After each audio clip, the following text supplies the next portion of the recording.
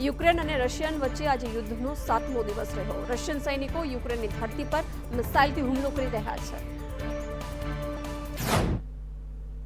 Ukraine અને Russian સૈનિકો વચ્ચેના યુદ્ધનો આજે 7મો દિવસ છે। રશિયન સૈનિકો યુક્રેનની ધરતી પર મિસાઇલથી હુમલો કરી રહ્યા છે, તો બીજી તરફ યુક્રેનના સૈનિકો પણ જવાબી કાર્યવાહીમાં રશિયા સામે મોરચો ખોલી રહ્યા છે। દરમિયાન બુધવારે યુક્રેનની ઇમરજન્સી સર્વિસે એક નિવેદન જારી કરીને જણાવ્યું કે યુક્રેન પર રશિયન આક્રમણમાં 2000 નાગરિકોના મોત થયા। બાળકો, મહિલાઓ અને સંરક્ષણ દળના જવાનો દર કલાકે પોતાનો જીવ ગુમાવી રહ્યા છે। નિવેદનમાં વધુમાં કહેવામાં આવ્યું કે રશિયન સૈનિકોના હુમલામાં પરિવહન સેવાઓ, હોસ્પિટલો અને ઘરોનો નાશ થયો હતો।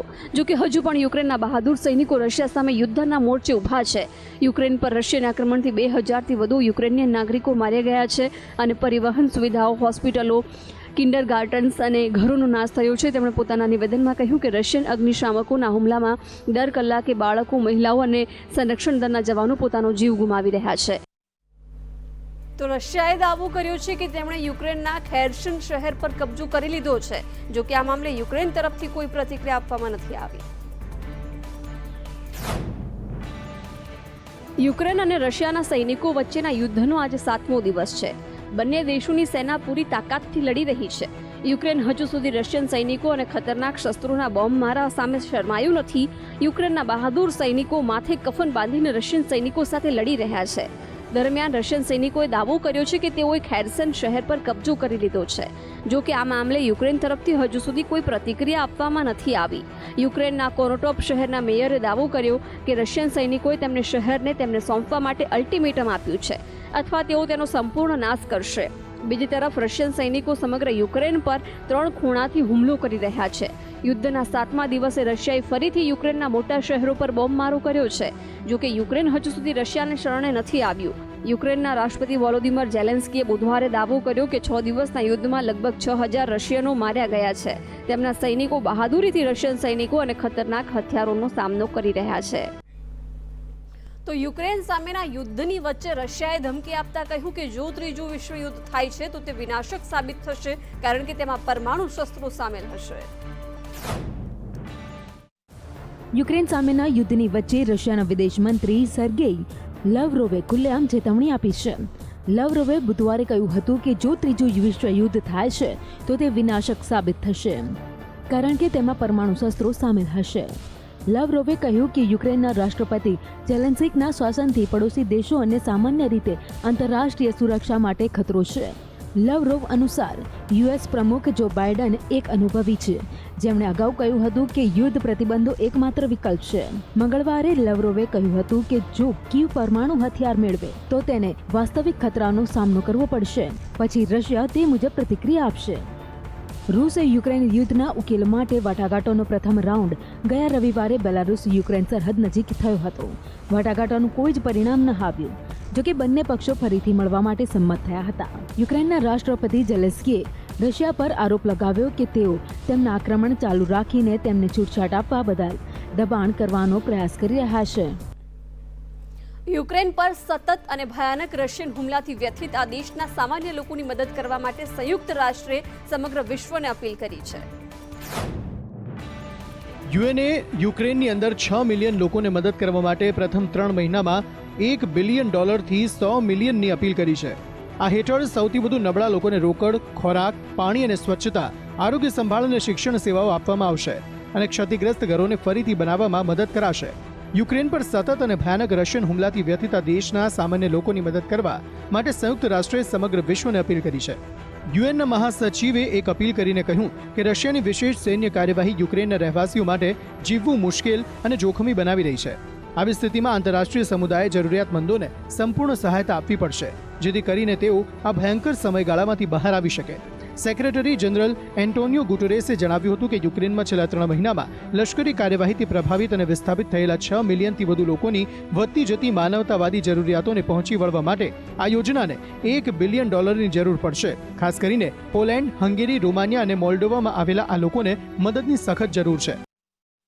તો યુએસ પ્રમુખ જો બિડેને પુતિનને ચેતવણી આપતા કહ્યું કે સરમુખત્યારોને હંમેશા કિંમત ચૂકવવી પડે છે। યુક્રેન સામે રશિયાનું આક્રમણ બુધવારે 7મા દિવસે પણ ચાલુ રહ્યું। રાજધાની કીવ અને ખાર્કિવ સહિત અનેક મોટા શહેરોને નિશાન બનાવવામાં આવ્યા। યુક્રેન રશિયા યુદ્ધ વચ્ચે યુએસ પ્રમુખ જો બિડેને યુએસ કોંગ્રેસને સંબોધિત કરી. તેમના સંબોધનમાં બિડેને યુક્રેન પર રશિયાના હુમલાની નિંદા કરી અને પુતિનને ચેતવણી પણ આપી. તેમણે કહ્યું કે સરમુખત્યારોને હંમેશા કિંમત ચૂકવવી પડે છે. તે જ સમયે બિડેને બીજી જ ક્ષણે સ્પષ્ટ કરી દીધું કે યુએસ સૈન્ય યુક્રેનના યુદ્ધમાં સામેલ નહીં થાય. જો બિડેને યુક્રેન પર રશિયાના હુમલાને વિશ્વ શાંતિ માટે ખતરો ગણાવ્યો. તેમણે કહ્યું કે રશિયાએ કોઈ પણ ઉશ્કેરણી વિના યુક્રેન પર હુમલો કર્યો. અમેરિકા યુક્રેનની સાથે છે. પુતિને ખોટું પગલું ભર્યું છે. અમેરિકાની સૈન્ય રશિયા સાથે ટકરાશે નહીં, પરંતુ રશિયાને મનસ્વી રીતે કામ કરવાની મંજૂરી આપવામાં આવશે નહીં. રશિયા યુક્રેન વચ્ચે ચાલી રહેલા યુદ્ધનો આજે 7મો દિવસ છે, ત્યારે યુક્રેનમાં ફસાયેલા વિદ્યાર્થીઓના વાલીઓના જીવ તાળવે ચોંટ્યા છે. યુક્રેન પર રશિયાએ હુમલો કર્યા બાદ યુદ્ધની સ્થિતિ નિર્માણ પામી છે. 7મા દિવસે રશિયાએ યુક્રેનના શહેરો પર હુમલાઓ તેજ કર્યા છે. ત્યારે ત્યાં ફસાયેલા સેંકડો ગુજરાતના વિદ્યાર્થીઓને બહાર કાઢવામાં આવ્યા છે, તો હજુ પણ અનેક વિદ્યાર્થીઓ ફસાયા છે. યુક્રેનમાં અભ્યાસ માટે ગયેલા અનેક ગુજરાતી વિદ્યાર્થીઓ ફસાયા છે, જેથી વિદ્યાર્થીઓ અને તેના વાલીઓમાં ચિંતાનો માહોલ છે. ત્યારે પાટણની વિદ્યાર્થીની જાનવી મોદી પરત વતન આવતા વાલીઓ સહિત સોસાયટીના રહીશોમાં ખુશીનો માહોલ જોવા મળ્યો છે. સોસાયટીના રહીશો અને પરિવારે ફટાકડા ફોડી આરતી ઉતારી ખુશી વ્યક્ત કરી હતી. તો બીજી બાજુ હજુ અનેક વિદ્યાર્થીઓ યુક્રેન બોર્ડર પર ફસાયેલા છે. વેરાવળના 8 જેટલા વિદ્યાર્થીઓ પોલેન્ડ બોર્ડર પર ફસાયેલા છે. પોલેન્ડ દ્વારા પ્રવેશ આપવામાં ન આવતા તીવ્ર ઠંડીમાં વિદ્યાર્થીઓ બહાર રાત વિતાવવા મજબૂર છે. તો વિદ્યાર્થીઓના ફોન પણ સ્વિચ ઓફ આવી રહ્યા છે, જેના કારણે વાલીઓમાં ચિંતાના વાદળ ઘેરાયા છે. યુક્રેનમાં MBBSના 3જા વર્ષમાં અભ્યાસ કરતી વાપીની વિદ્યાર્થીની સંગીતા ચૌધરી પણ ઘરે પરત ફરી છે. પુત્રી હિમખેમ ઘરે પરત ફરતા સંગીતા અને તેના પરિવારે ભારત સરકારનો આભાર માન્યો હતો. યુક્રેનમાં ચાલી રહેલા યુદ્ધ વચ્ચે અનેક ગુજરાતી વિદ્યાર્થીઓ હજુ યુક્રેનમાં ફસાયેલા છે, જ્યારે કેટલાક વિદ્યાર્થીઓ સ્વદેશ પરત ફર્યા છે. રશિયા અને યુક્રેન વચ્ચે ચાલી રહેલા યુદ્ધમાં વિદ્યાર્થીઓની હાલત કફોડી બની છે. વલસાડના જોરવાસણ ગામના વિદ્યાર્થી સાથે ગુજરાતના 400 જેટલા ભારતીય વિદ્યાર્થીઓ સુમી સ્ટેટમાં ફસાયા છે. વિદ્યાર્થીઓમાં યુદ્ધને લઈને ભયનો માહોલ જોવા મળી રહ્યો છે. બંકરમાં ફસાયેલા વિદ્યાર્થીઓની હાલત હાલ ખૂબ જ ખરાબ છે. ભોજન, રાશન અને પાણી સુદ્ધા વિદ્યાર્થીઓ પાસે નથી. યુક્રેનમાં વડોદરાના કેટલાક વિદ્યાર્થીઓ ફસાયા છે, ત્યારે આ સંતાનોના વાલીઓમાં ચિંતા વધી રહી છે. સુરતના કુલ 185 વિદ્યાર્થીઓમાંથી 8 વિદ્યાર્થીઓ સ્વદેશ પરત ફર્યા છે. હજુ મોટાભાગના વિદ્યાર્થીઓ યુક્રેન છોડી રોમાનિયા અને પોલેન્ડ બોર્ડર પર પહોંચ્યા છે. ત્યારે સરકારી આંકડા મુજબ સુરતના 177 વિદ્યાર્થીઓ હજુ ત્યાં ફસાયા છે. સુરતનો દિનેશ કાનાબાર ખાર્કીવમાં ફસાયો હોવાથી પરિવારમાં ચિંતાનો માહોલ છે. તો આ તરફ યુક્રેનમાં ફસાયેલા વધુ 4 વિદ્યાર્થીઓ આજે સુરત આવી પહોંચ્યા હતા. યુક્રેનમાંથી વિદ્યાર્થીઓને સુરક્ષિત વતન પહોંચતા લાગણીસભર દ્રશ્યો સર્જાયા હતા. વાલીઓના ચહેરા પર ખુશી, આંખોમાં પાણી જોવા મળ્યું હતું. તો યુક્રેનમાં વણસતી સ્થિતિ વચ્ચે ઓપરેશન ગંગા તેજ કરવામાં આવ્યું છે, ત્યારે વાલીઓ પણ અમારા બાળકોને પરત લાવો તે એક જ અપીલ કરી રહ્યા છે. યુક્રેનમાં યુદ્ધ દિવસને દિવસે ભયંકર બની રહ્યું છે. નાગરિકોને નુકસાન ન પહોંચાડવાની વાતો કરતું રશિયા યુક્રેનમાં વસાહતી ઇમારતોને તબાહ કરી રહ્યું છે અને ઢળી રહી છે લાશો. આ વિસ્ફોટોથી કાંપી રહ્યું છે યુક્રેન. યુક્રેનમાં ફસાયેલા હજારો ભારતીય બાળકો જેઓ સાયરનોથી, બોમ્બ ધડાકાઓથી ધ્રુજી રહ્યા છે, જીવ બચાવવા બંકરમાં જીવી રહ્યા છે. આવા 1 2 નહીં પરંતુ સેંકડો હજારો બાળકો છે. એક ભારતીય વિદ્યાર્થીના મોત બાદ ભારતમાં રશિયાના દૂત ડેનિસ એલિપોવે કહ્યું કે ભારતીય વિદ્યાર્થીઓની સુરક્ષિત વતન વાપસી માટે રશિયા પણ કામ કરી રહ્યું છે. ભારતીય એમ્બેસી દ્વારા ખાર્કિવમાં રહેતા તમામ ભારતીયોને તાત્કાલિક ખાર્કિવ છોડવાની સૂચના આપી છે. હવે એરફોર્સને પણ મિશનમાં સામેલ કરવામાં આવ્યું છે અને એરફોર્સનું C-17 વિમાન રોમાનિયા મોકલવામાં આવ્યું છે. યુક્રેન અને રશિયા યુદ્ધને પગલે હજારો ભારતીય વિદ્યાર્થીઓ યુક્રેન છોડી રહ્યા છે, ત્યારે તેમનું શૈક્ષણિક ભવિષ્ય પણ ખતરામાં આવી ગયું છે. યુક્રેનમાં હજારો ભારતીય વિદ્યાર્થીઓ મેડિકલનો અભ્યાસ કરે છે, જો કે હાલ યુદ્ધને પગલે તેઓ યુક્રેન છોડવા મજબૂર બન્યા છે. વિદેશમાં મેડિકલનો અભ્યાસ કરનારા વિદ્યાર્થીઓ માટે નેશનલ મેડિકલ કમિશને જે ગાઈડલાઈન બહાર પાડી છે તે પ્રમાણે વિદેશમાં MBBS કરતા વિદ્યાર્થીને કોર્સની વચ્ચે વિદેશી યુનિવર્સિટીમાંથી ભારતીય યુનિવર્સિટીમાં પ્રવેશ ટ્રાન્સફર મળી શકતો નથી, કારણ કે વિદેશી અને ભારતીય સંસ્થાઓમાં એડમિશનના ધારાધોરણો અલગ છે. ભારત પાછા આવીને પણ તેમણે 12 મહિના સુધી બીજી ઇન્ટર્નશિપ કરવાની હોય છે. યુક્રેનમાં MBBS કોર્સ 6 વર્ષનો હોય છે. ભારતમાં 2 વર્ષની ઇન્ટર્નશિપને ગણતરીમાં લેવામાં આવે તો વિદ્યાર્થીઓને 8 વર્ષ થઈ જાય છે. સાથે સાથે આવા વિદ્યાર્થી પોતાનો કોર્સ શરૂ કર્યા બાદ 10 વર્ષની અંદર મેડિકલ પ્રેક્ટિસ માટે એપ્લાય કરવાનું રહે છે. હવે યુક્રેનથી પાછા ફરતા વિદ્યાર્થીઓ માટે કોઈ સ્પષ્ટીકરણ હજુ અપાયું નથી.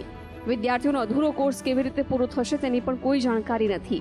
જો એડમિશન લીધા બાદ કોર્સ અને ઇન્ટર્નશિપ પૂરી થવામાં 10 વર્ષનો સમય લાગી જશે તો તેઓ પ્રેક્ટિસ માટે એપ્લાય નહીં કરી શકે તેવું અત્યારે તો ગાઈડલાઈન પ્રમાણે કહી શકાય. હાલમાં આવા વિદ્યાર્થીઓ માટે ભારતમાં મેડિકલમાં પ્રવેશ મળે તેવી કોઈ જોગવાઈ નથી.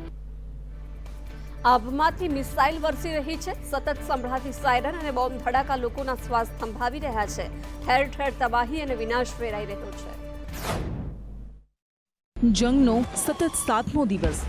જમીન પર તોપગોળાનો મારો અને આબમાંથી મોત બનીને વરસતી રશિયન મિસાઇલ યુક્રેનના શહેરોને તબાહ કરી રહી છે. આરપારના જંગમાં રશિયા યુક્રેનને ઝુકાવવા લડી રહ્યું છે તો યુક્રેન પોતાના અસ્તિત્વને બચાવવા. રશિયન સેનાનો મોટો કાફલો યુક્રેનની રાજધાની કીવ તરફ આગળ વધી રહ્યો છે. યુક્રેનના બીજા સૌથી મોટા શહેર ખાર્કિવમાં લોહિયાળ જંગ ચાલી રહ્યો છે કારણ કે આ શહેરમાં રશિયન સેનાએ સૌથી વધુ ખાનાખરાબી સર્જી છે.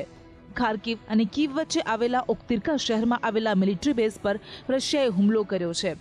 રશિયન ફોર્સે કીવ, ખાર્કિવ અને ચેર્નિહિવમાં આર્ટિલરી તોપથી હુમલા વધાર્યા છે અને રહેણાંક વિસ્તારને નિશાન બનાવી રહ્યા છે. ખાર્કિવમાં રહેણાંક વિસ્તારમાં થયેલા હુમલામાં 21 લોકોના મોત થયા જ્યારે 112 ઘાયલ થયા. અત્યાર સુધી યુક્રેનના 350 કરતાં વધુ લોકોના મોત નીપજ્યા, જેમાં 17 બાળકો પણ સામેલ છે. હુમલાઓ સાથે મૃત્યુઆંક પણ વધી રહ્યો છે. અત્યારે યુદ્ધની સ્થિતિ વચ્ચે અમેરિકા અને યુરોપના દેશો યુક્રેનની પડખે છે તો વિશ્વના અનેક દેશો પોતાના સંબંધોને ધ્યાનમાં રાખી તટસ્થ છે. બીજા વિશ્વયુદ્ધ બાદ ફરી એક વખત એવી સ્થિતિ ઊભી થઈ છે કે વિશ્વના દેશો સમૂહમાં વહેંચાઈ ગયા છે. યુક્રેન જે અત્યારે આ યુદ્ધમાં સૌથી વધુ તબાહ થઈ રહ્યું છે તેને સાથ આપવા અમેરિકા અને યુરોપના દેશો એકતા દર્શાવી રહ્યા છે તો ભારત, ચીન સહિતના કેટલાક દેશોએ તટસ્થ વલણ અપનાવ્યું છે. રશિયાને પરોક્ષ રીતે બેલારૂસ જેવા નાના દેશોનો સાથ છે. પશ્ચિમી દેશો સતત રશિયા પર પ્રહાર કરી રહ્યા છે. અમેરિકી સંસદને સંબોધતા જો બાઇડને રશિયા પર પ્રહાર કરતા કહ્યું કે યુક્રેન સાથે પશ્ચિમ એકજૂટતાથી ઊભું છે. ઇતિહાસ દર્શાવે છે કે એક તાનાશાહ પોતાના હુમલાની જ્યાં સુધી કિંમત નથી ચૂકવતા ત્યાં સુધી તે અરાજકતા ઊભી કરે છે. જ્યારે ઇતિહાસ લખાશે ત્યારે યુક્રેન વિરુદ્ધ પુતિનનું યુદ્ધ રશિયાને વધુ નબળો અને વિશ્વને વધુ મજબૂત કરશે. વોશિંગ્ટનની આધિપત્યની નીતિ બીજા દેશોની સુરક્ષાને ખતરો પહોંચાડી રહી છે. તો બ્રિટન કહી રહ્યું છે કે યુક્રેન પર કબજો કરવો રશિયા માટે ખૂબ મુશ્કેલ છે કારણ કે યુક્રેનીઓ લડી રહ્યા છે. જોકે એક એવો દેશ જેણે રશિયા પર પ્રતિબંધ લગાવવાની ના પાડી દીધી છે તે છે મેક્સિકો. યુક્રેન રશિયા વચ્ચે ચાલી રહેલા યુદ્ધને પગલે હવે અમેરિકા અને યુરોપના દેશો રશિયાને તબાહ કરવાની કોશિશ કરી રહ્યા છે. યુક્રેન રશિયા સામે એકલું લડી રહ્યું છે કારણ કે અમેરિકા કે યુરોપના કોઈ દેશે પોતાની સેના યુક્રેનમાં નથી મોકલી, પણ આ દેશો યુક્રેનને આર્થિક અને હથિયારોની સહાય આપી રહ્યા છે. પણ સૈન્ય દ્રષ્ટિએ ખૂબ શક્તિશાળી રશિયાને તોડવા માટે આ દેશોએ અપનાવી છે આર્થિક પ્રતિબંધોની નીતિ, જેણે ખરેખર રશિયાને ખૂબ મોટો ફટકો આપ્યો છે. અમેરિકાએ એરસ્પેસ રશિયા માટે બંધ કરી દીધું છે. બ્રિટનના બંદરો પર રશિયન જહાજો માટે પ્રતિબંધ લગાવાયો છે. રશિયન બેંક સ્વિફ્ટ મેસેજિંગ સિસ્ટમથી અલગ કરાઈ છે. રૂબેલ ચલણમાં 10% ઘટાડો થયો છે. ડોલર, યુરો અને પાઉન્ડના વેપાર પર પ્રતિબંધ લગાવવામાં આવ્યો છે. યુદ્ધમાં દરરોજ 1,12,000 કરોડનું ધોવાણ રશિયામાં થઈ રહ્યું છે. ગૂગલ પે, એપલ પેના ઉપયોગ પર પ્રતિબંધ ફરમાવવામાં આવ્યો છે. ફેસબુક, બોયકટ અને ટિકટોક પર પ્રતિબંધ લગાવવામાં આવ્યો છે. રશિયાને સાથ આપનાર બેલારૂસ પર પણ પ્રતિબંધ લગાવવામાં આવ્યા છે. આ તમામ આર્થિક પ્રતિબંધોને કારણે રશિયાની કમર તૂટી રહી છે અને જો હજુ રશિયા યુક્રેનમાંથી પરત નહીં ફરે તો રશિયા પર હજુ આકરા પ્રતિબંધો લાદવામાં આવશે. રાજ્યમાં ઉનાળુ સત્રની શરૂઆત થઈ છે ત્યારે પ્રથમ દિવસે જ કોંગ્રેસે વિવિધ મુદ્દે સરકારને ઘેરવાનો પ્રયાસ કર્યો. આજે વિધાનસભાનું સત્ર શરૂ થયું અને ગૃહની કાર્યવાહી શરૂ થતાની સાથે જ કોંગ્રેસે સૂત્રોચ્ચાર કરીને હોબાળો મચાવ્યો હતો. કોંગ્રેસના ધારાસભ્ય ઇમરાન ખેડાવાલા નાના ટેક્સટાઇલ ઉદ્યોગ બંધ થતાં પ્રતિકાત્મક વિરોધ કરવા પહોંચ્યા હતા. અમદાવાદમાં 3000થી વધુ ટેક્સટાઇલ યુનિટો બંધ થયા છે. નાના ઉદ્યોગો બંધ થતાં કારીગરો બેરોજગાર બન્યા છે. અમદાવાદમાં થતું કામ આજે બાંગ્લાદેશ અને પાકિસ્તાનમાં થઈ રહ્યું છે. કોંગ્રેસના ધારાસભ્ય શૈલેષ પરમારે જણાવ્યું કે ગુજરાતના પ્રાણ પ્રશ્નો અને વિકટ સ્થિતિ અંગે સત્રમાં ચર્ચા કરીશું.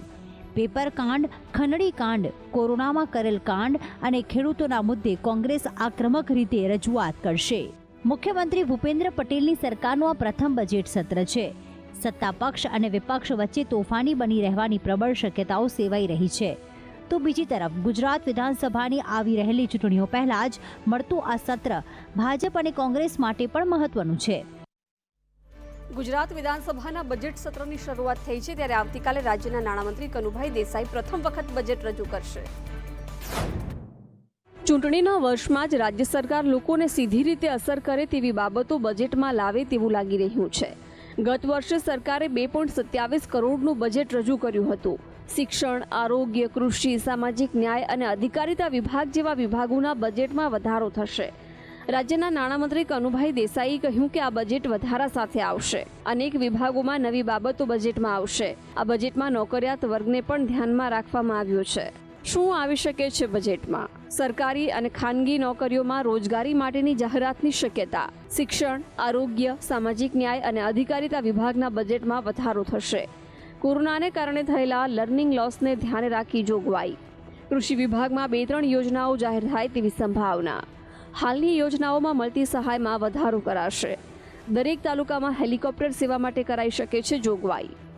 આરોગ્યના માળખાગત સુવિધાઓ વધારવામાં આવશે. પોલીસના માળખાને મજબૂત કરવાની સાથે સીસીટીવી નેટવર્ક વધારાની જોગવાઈ. યુપીમાં હવે ચૂંટણી પ્રચાર અંતિમ તબક્કામાં પહોંચી ગયો છે ત્યારે તમામ પક્ષો પૂરી તાકાત લગાવતા જોવા મળ્યા. એક મહિનાથી ચાલી રહેલો જંગ પહોંચ્યો છે તેના અંતિમ તબક્કામાં. યુપીના જંગમાં ભાજપ અને સપા વચ્ચેની મજબૂત ટક્કરે લડાઈને રસપ્રદ બનાવી. ગુરુવારે યુપી 57 બેઠકો પર મત આપશે, પણ આ બધામાં સૌથી મોટી હોટસીટ છે ગોરખપુર, જ્યાંથી ખુદ મુખ્યમંત્રી યોગી મેદાનમાં ઉતર્યા છે.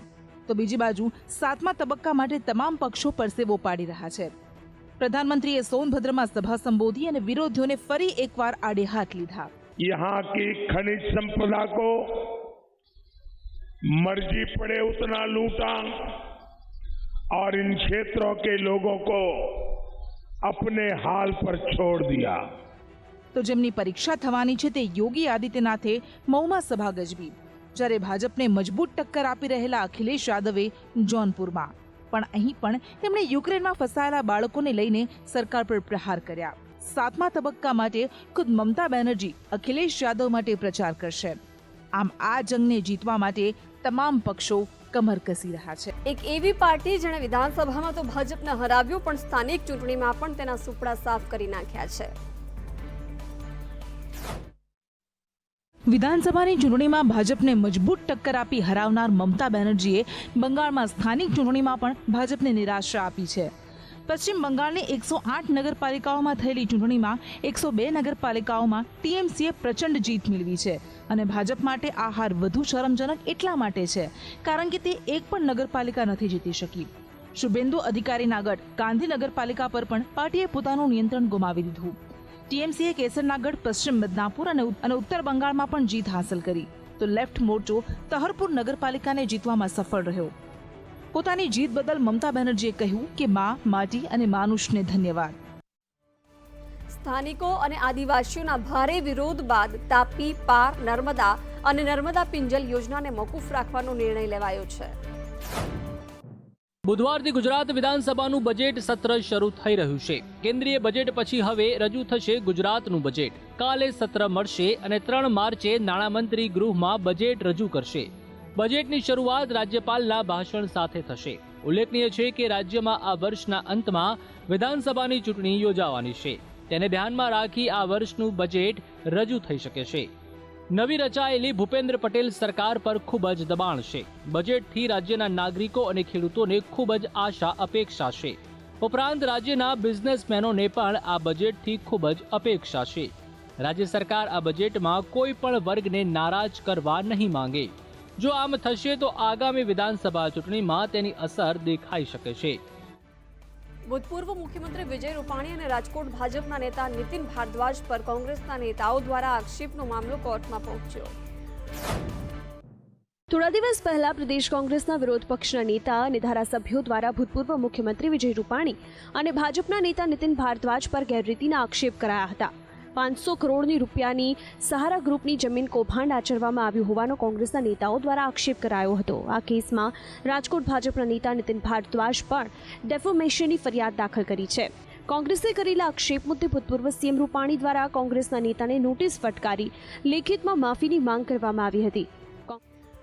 તો રાજકોટમાં ક્લબ યુવીના ચેરમેન મહેન્દ્ર ફળદુએ આપઘાત કરી લેતા ચકચાર મચી ગઈ છે. જમીન વિવાદમાં ક્લબ યુવીના ચેરમેન મહેન્દ્ર ફળદુએ આપઘાત કર્યો છે. આ પહેલા લખેલી પ્રેસ નોટમાં મહેન્દ્ર ફળદુએ ઓઝોન ગ્રુપને જવાબદાર ઠેરવતા આરોપ લગાવ્યો છે. આ કેસમાં 33 કરોડની મિલકતનું કારણ હોવાનું સામે આવ્યું છે.